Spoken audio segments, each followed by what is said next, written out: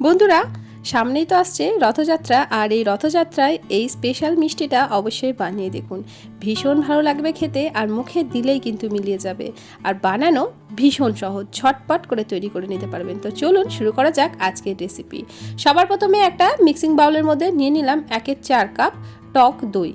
এখানে ছোট চামচের 4 চামচ মতো টক দই আছে। এবার এখানে নিয়ে নিচ্ছি 1 চামচ ভর্তি করে ঘি। আর এখানে একটা ছোট প্যাকেটের গুঁড়ো দুধ 1 প্যাকেট আমি এখানে দিয়ে দিলাম। এখানে ওই 3 চামচ মতো গুঁড়ো দুধ আছে। আর ছোট চামচের 1 চামচ দিয়ে দিলাম বেকিং পাউডার। খুব ভালোভাবে একটা হ্যান্ড উইস্কের সাহায্যে এটাকে একটু মিশিয়ে দিতে হবে। খুব ভালোভাবে কিন্তু এই কাজটা করে নিতে হবে। আর টক দইটা খুব বেশি যেন টক না হয় সেটাও দেখবেন। আর দইটা কিন্তু রুম টেম্পারেচারে থাকতে হবে। যদি ফ্রিজের মধ্যে থাকে আধ ঘন্টা আগে এটাকে বের করে একদম রুম টেম্পারেচারে করে নেবেন। তো খুব ভালোভাবে এটাকে একটু হ্যান্ড উইস্ক দিয়ে মিশিয়ে দিচ্ছি।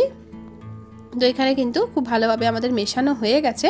এবার এখানে নিয়েছি 1 কাপ ময়দা। যে কোনো নির্দিষ্ট একটা কাপ বা বাটির মাপ করে সমস্ত মেজারমেন্টগুলো নেবেন, তাহলে কিন্তু মিষ্টিটা একদম পারফেক্ট হবে। তো প্রথমে আমি পুরো ময়দাটা দিয়ে দিলাম না, 1/2 কাপ ময়দা এখানে দিয়ে ভালো করে একটু হ্যান্ড উইক্স দিয়ে মিশিয়ে দিচ্ছি। তো তারপর বাকি ময়দাটা এখানে দিয়ে দেবো। আপনারা কিন্তু এখানে ময়দার পরিবর্তে আটা দিয়েও বানিয়ে নিতে পারেন। আমি এটা ময়দা দিয়েই বানিয়ে নিচ্ছি। তো আমি প্রথমে 1/2 কাপ দিয়ে দিয়েছি, এখন বাকিটা এর মধ্যে দিয়ে দিলাম। তো হ্যান্ড উইক্স দিয়ে কিন্তু এটা আর ভালো করে মেশানো যাচ্ছে না। এবার হাত দিয়ে এটাকে আমি মিশিয়ে নিচ্ছি। হাত দিয়ে ভালো করে একটু মিশিয়ে নিতে হবে। আর এই ডোটা কিন্তু একদমই শক্ত হবে না, নরম একটু আঠালো ধরনের একটা ডো আমাদেরকে তৈরি করে নিতে হবে। তার জন্য 1/4 কাপ আমি এখানে রুম টেম্পারেচারে থাকা দুধ নিয়ে নিয়েছি। অল্প অল্প করে দুধ দিয়ে এই ডোটাকে আমরা মেখে নেব। এখানে আপনারা দুধের পরিবর্তে জলও দিতে পারেন, তবে দুধ দিলে কিন্তু টেস্টটা বেশি ভালো হবে। আর একসঙ্গে সম্পূর্ণ দুধটা দিয়ে দেবেন না, অল্প অল্প করে দুধ দিয়ে একদম নরম করে একটা ডো আমাদেরকে তৈরি করে নিতে হবে। কোনো মতেই কিন্তু এটা শক্ত করে ডো করা যাবে না, তাহলে কিন্তু মিষ্টিগুলোও শক্ত হয়ে যাবে। তো এখানে পুরো দুধটাই আমি দিয়ে দিলাম। তো খুব ভালোভাবে এখানে একটু মেখে নিচ্ছি। তো এখানে দেখতেই পাচ্ছেন একদম কিন্তু নরম করে মাখছি, বেশ আঠালো ধরনের একটা ডো আমাদের তৈরি হয়েছে। আর এই ডোটাকে এবার ঢাকা দিয়ে রেস্টে রেখে দেবো। তো এখন ঢাকা দিয়ে রেস্টে রেখে দিচ্ছি, ততক্ষণ একটা চিনির শিরা আমরা বানিয়ে নেবো। খুব বেশিক্ষণ না, ওই 5-7 মিনিট মতো রেস্টে রাখলেই কিন্তু হয়ে যাবে। এখানে 1 কাপ নিয়ে নিলাম চিনি, আর ওই কাপেরই মাপ করে দিয়ে দিয়েছি 1 কাপ জল। যতটা চিনি ততটাই জল দিতে হবে। এবার এর মধ্যে সুন্দর একটা ফ্লেভারের জন্য আমি দিয়ে দিচ্ছি এলাচ। এখানে 2টো ছোট এলাচ মুখটা ফাটিয়ে দিয়ে দিচ্ছি। আর এখানে কিন্তু চিনিটা গলে গিয়ে জলের সঙ্গে মিশে গেলে কিন্তু চিনির শিরাটা তৈরি হয়ে যাবে। খুব বেশি কিন্তু আঠালো বা চিচিটা শিরা তৈরি করার কোনো প্রয়োজন নেই, 1 তার বা 2 তার বিশিষ্ট। এখানে ভালো করে চিনিটা মেল্ট হয়ে গেলে একটু চিটচিট করবে, সেরকমই কিন্তু এখানে আমাদের শিরাটা তৈরি করতে হবে। তো এখন দেখুন চিনিটা কিন্তু ভালো করে গলে গেছে। আর এখন একটু দেখে নেব। তো একদম কিন্তু পারফেক্ট আমাদের এখানে শিরাটা তৈরি হয়ে গেছে, একদমই কিন্তু পারফেক্ট। চিনিটা গলে গেলেই এটা বন্ধ করে ঢাকা দিয়ে একটা সাইডে আমরা রেখে দেবো। এবার আমরা ডোটাকে দেখে নেব। তো ডোটা এখন কিন্তু একদম সুন্দরভাবে সেট হয়ে গেছে। ভালো করে একটু আমি হাত দিয়ে মেখে নেব। খুব বেশি কিন্তু চেপে চেপে মাখার কোনো প্রয়োজন নেই, হালকা হাতে এরকমভাবে একটু মেখে নিতে হবে, তাহলেই কিন্তু এই ডোটা একদম সুন্দরভাবে রেডি হয়ে যাবে। এখন হাতের মধ্যে একটু চিপচিপ করে লেগে যাচ্ছে, তো আমি একটু ঘি দিয়ে তারপর আবারও একটু এটাকে মেখে নেব। এখন একটু হালকা করে মেখে নিলাম। এবার হাতের মধ্যে আমি অল্প একটু ঘি মেখে নিয়েছি। এবার অল্প একটু ঘি দিয়ে এই ঘিটা এর মধ্যে ভালো করে একটু বুলিয়ে দেবো। এতে করে এই মিষ্টিটার মধ্যে খুব সুন্দর একটা ঘিয়ের ফ্লেভার আসবে। আর এতটা ভালো লাগে খেতে বন্ধুরা, বাজার থেকে মিষ্টি কিনে না নিয়ে এসে এভাবে এই মিষ্টিটা একবার হলেও বানিয়ে দেখুন, বাড়ির সবাই কিন্তু ভীষণ প্রশংসা করবে। তো এটা ভালো করে এখন আমি মেখে নিয়েছি। এবার একটা চপিং বোর্ডের মধ্যে আমি এই ডোটাকে নিয়ে নিয়েছি। আর চপিং বোর্ডটার মধ্যেও কিন্তু আমি একটু তেল বুলিয়ে নিয়েছি। এবার এই ডোটাকে আমি 2 ভাগে কেটে দিচ্ছি। তো একটা ডো আমি উঠিয়ে রেখে দেবো, একটু পরে বেলবো, একটা সাইডে রেখে দিচ্ছি। আর এই ডোটাকে দেখুন আমি এভাবে একটু হাতের সাহায্যে শেপ দিয়ে দিচ্ছি।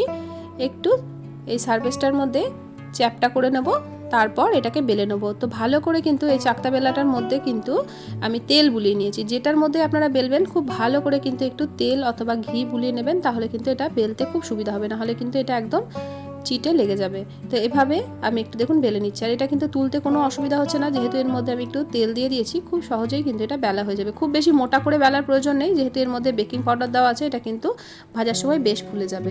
তো এটা বেলে নিয়েছি। এবার এই চাকুর গায়ে একটু ঘি বুলিয়ে দিলাম। এবার দেখুন আমি এভাবে একটা চারকোনা শেপ দিয়ে দেবো। তো এই সাইডগুলো কিন্তু কেটে দিচ্ছি, পরে এটাকে আবারও ব্যবহার করে নেব। তো এভাবে একটা চারকোনা শেপ আমরা দিয়ে দেবো। তো আপনারা আপনাদের পছন্দ মতো যে কোনো শেপেই কিন্তু এই মিষ্টিটা ভেজে নিতে পারেন, তবে আমি আজকে এটা চারকোনা শেপেই তৈরি করে নেব। তো এখন একটা চারকোনা শেপ আমি দিয়ে দিয়েছি। এবার এটাকে মাঝ বরাবর একটা কাট দিয়ে দেবো।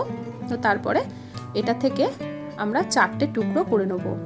তো আপনারা এর থেকে ছোট বা বড় যে কোনো সাইজেই কেটে নিতে পারেন। আমি এটা একটু বড় বড় করেই কেটে নিচ্ছি। তো এইভাবে দেখুন 4টে টুকরো আমার তৈরি হয়ে গেছে। তো এগুলোকে আমরা একটা প্লেটের মধ্যে তুলে নেব।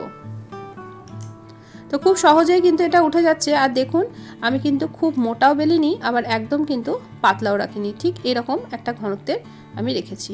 তো এভাবেই কিন্তু এগুলোকে আমরা একটা প্লেটের মধ্যে তুলে নিচ্ছি। আর যে প্লেটের মধ্যে তুলবেন তো সেই প্লেটে একটু তেল বুলিয়ে নেবেন। তো একই রকমভাবে আর একটাও আপনাদেরকে করে দেখাচ্ছি। তো বন্ধুরা, আজকে যারা প্রথমবার আমার চ্যানেলটিতে এসেছেন, আমার রেসিপি সামান্য হলেও ভালো লেগে থাকলে আমার চ্যানেলটি সাবস্ক্রাইব করে পাশে থাকার অনুরোধ রইল। পাশে থাকা বেল আইকনটিকে প্রেস করে অল নোটিফিকেশনটা অন করে রাখবেন, যাতে নিত্য নতুন কোনো রেসিপি দিলে সবার আগেই আপনাদের কাছে নোটিফিকেশান পৌঁছে যায়। ভিডিও ভালো লাগলে প্রিয়জনদের সঙ্গে শেয়ার করতে কিন্তু ভুলবেন না। তো এখন আবারও আমি বেশ কয়েকটা বানিয়ে নিয়েছি, আর এটা কিন্তু একটু ছোট ছোট করে বানিয়েছি। এবার একটা ফ্রাই প্যান বসিয়ে দিলাম, আর এই ফ্রাই প্যানের মধ্যে দিয়ে দিচ্ছি পরিমাণ মতো সাদা তেল। তেলটা কিন্তু একদমই গরম করব না, হালকা একটু গরম হলেই এটা দিয়ে দেবো। আশা করছি আপনারা দেখেই বুঝতে পারছেন তেলটা কিন্তু একদমই গরম হয়নি। হালকা গরম তেলের মধ্যে এটাকে দিয়ে দিতে হবে, আর গ্যাসের ফ্লেমটা কিন্তু একদম লোতে রাখতে হবে। এটা দেওয়ার পর কোনো মতে কিন্তু এটাকে বেশি উল্টানো পাল্টানো যাবে না। কিছুক্ষণ এটাকে একটা সাইড হওয়ার পর তারপর কিন্তু এটাকে উল্টে দেবো। তো এবার দেখুন বন্ধুরা, আমি একদম হালকা তেলের মধ্যে দিয়ে দিয়েছি। মোটামুটি এটাকে 40-50 সেকেন্ড মতো রাখার পর দেখুন যখন এটা এভাবে একটু ফুলে ফুলে উঠবে তখন এটাকে উল্টে দিতে হবে। তো এই পিঠটাও হয়ে যাওয়ার পর আবারও একটু উল্টে পাল্টে আপনাদের পছন্দ মতো কালার এটাকে করে নিতে হবে। এটা কিন্তু হাই ফ্লেমে ভাজবেন না, তাহলে কিন্তু ভেতরটা কাঁচা থেকে যাবে, একদমই ভালো লাগবে না। বাইরেটা কালার হলেও ভেতরটা কিন্তু কাঁচা থেকে যাবে। তো উল্টে পাল্টে একটা সুন্দর কালার করে আমি এটাকে ভেজে নিচ্ছি। তো এখন দেখুন আমি বেশ একটু লালচে করে এটাকে ভেজে নিয়েছি। এটা কিন্তু আমাদের পারফেক্টলি একদম ভাজা হয়ে গেছে। আর একটু ধৈর্য ধরে ভাজতে হবে, একটু কিন্তু ভাজতে সময় লাগবে। প্রত্যেকটা ব্যাচ ভাজতে কিন্তু 5-7 মিনিট মতো সময় লাগবে। একদম লো ফ্লেমে উল্টে পাল্টে এটাকে ভেজে নিতে হবে। তো প্রথম ব্যাচটাকে আমরা তুলে নিচ্ছি। গ্যাসের ফ্লেমটা আমি এখন বন্ধ করে তেলটাকে একটু ঠান্ডা করে নিয়ে তারপর পরের ব্যাচটা দিয়ে দিচ্ছি। তেলের টেম্পারেচারটা কিন্তু একটু ঠান্ডা করে তারপরে দেবেন, গরম তেলের মধ্যে কিন্তু দেবেন না, তাহলে কিন্তু মিষ্টিটা ভালো লাগবে না। তো আবারও গ্যাসের ফ্লেমটা আমি অন করে লোতে করে এটাকে আমি ভেজে নেব। আর এই প্রথম ব্যাচেরগুলো একটু গরম থাকতে থাকতেই কিন্তু এই চিনি শিরার মধ্যে দিয়ে দেবো। চিনি শিরাটা কিন্তু এখন হালকা গরম আছে, আর এটা কিন্তু ভেজে ভেজে সঙ্গে সঙ্গে এই চিনি শিরার মধ্যে দিয়ে দিতে হবে। তো একটু উল্টে পাল্টে নিচ্ছি, আর এটাকে বেশ কিছুক্ষণ রাখতে হবে। এরকমভাবে একটু উল্টে পাল্টে দিলাম। এবার এটাকে আবারও ঢাকা দিয়ে আমরা রেখে দেবো। এই মিষ্টিগুলো কিন্তু চিনি শিরা শোক করে একদম কিন্তু ফুলে ডবল হয়ে যাবে, আর একদম নরম তুলতুলে হয়ে যাবে বন্ধুরা। এবার পরের ব্যাচটা আবারও আমরা দেখে নেবো, একটা পিঠ হয়ে গেছে আর একটা পিঠ এভাবে উল্টে দেবো। এভাবে উল্টে পাল্টে এই ব্যাচটাকেও ভেজে নেবো। তো বন্ধুরা, আজকের রেসিপিটা কে কোথা থেকে দেখছেন অবশ্যই আমাকে কমেন্ট করে জানাবেন। আপনাদের সুন্দর সুন্দর কমেন্টে আমি যেমন রান্নার উৎসাহ পাই, আপনাদের সুন্দর সুন্দর কমেন্ট আমাকে কিন্তু পড়তেও ভীষণ ভালো লাগে।